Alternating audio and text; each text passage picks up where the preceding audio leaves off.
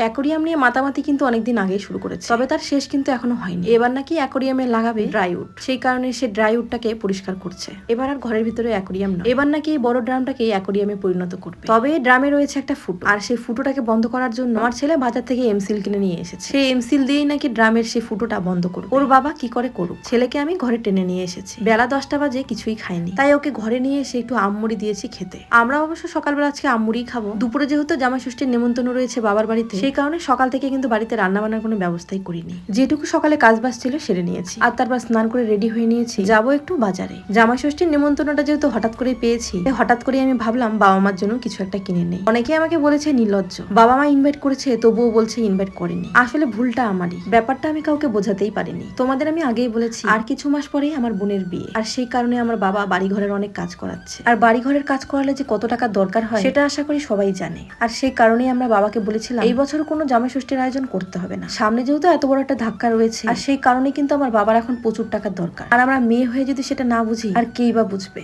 তবে আমার বাবা যে মনে মনে অন্য কিছু প্ল্যান করে রেখেছে সেটা কিন্তু আমরা জানতাম না। আমরা ভেবেই নিয়েছিলাম আর সবাই জামাই ষষ্ঠী করতে গেলেও আমরা কিন্তু এবছর আর যাচ্ছি না, যেহেতু শনিবার দিন আমরা নিরামিষ খাই আর আমার বাবার বাড়িতেও নিরামিষ হয়। সেই কারণে সেই দিনটাতে আর ডাকেনি আমাদের। যেহেতু ষষ্ঠীর পুজো করবে না, আমাদের হাতে কোনো সুতো বেঁধে দেবে না, শুধু হবে খাওয়া দাওয়া। আর সেই কারণেই বলেছে সেই খাওয়া দাওয়াটা রবিবারে করাবে। আর আমার বাবা কিন্তু সেই কথাটা আমাদের জানিয়েছে শনিবার রাত। আর সেই কারণেই কিন্তু আগের দিনের ভিডিওটাতে আমি জানিয়েছি আমার বাবা আমাদেরকে নেমন্তন্ন করেনি। আর এই কথাটার জন্য তোমরা আমাকে নির্লজ্জ বলেছো। দেখো, সোশ্যাল মিডিয়াতে কাজ করতে আসলে নির্লজ্জ কিন্তু হতেই হবে, কারণ আমাকে তো আর সবাই পছন্দ করবে না। এই এক জীবনে আমি সবার কাছে আর ভালো হতে পারবো না, কিন্তু যে মানুষগুলো আমাকে ভালোবাসে আমি শুধুমাত্র তাদেরকে নিয়ে অনেক ভালো থাকতে চাই। বাবা মাকে সেই গেল বছরের পুজোতেই জামা কাপড় দেওয়া হয়েছিল, তারপরে কিন্তু আর কোনো জামা কাপড় তাদেরকে আর দিতে পারিনি। তাই ভাবলাম ষষ্ঠীর দিন বাবা মার জন্য অন্তত কিছু একটা নিয়ে যাই, যাদেরকে সামান্য কিছু দিয়েও তাদের মুখে হাসি ফোটানো যায়, তাদেরকে কিছু সত্যি দিতে ইচ্ছে করে। তবে যাদেরকে কোনো কিছু দেওয়ার পর তাদের মুখে হাসি ফোটানো যায় না, সেসব মানুষগুলোকে আমার কিছুই দিতে ইচ্ছে করে না, কারণ আমি তো আর বিশাল বড় লোক নই। আমরা আমাদের সামর্থ্য মতো যেটুকু হয় সেটুকুই কিন্তু দিতে পারি, বেশি কিছু আমাদের কাছ থেকে আশা করাটাই কিন্তু একেবারেই ব্যর্থ। এইদিকে আমরা আস্তে আস্তে কিন্তু আমার বোন সমস্ত রান্না বান্না কমপ্লিট করে ফেলেছে। আজ কিন্তু শাশুড়ির জায়গাটা নিয়েছে আমার বোন,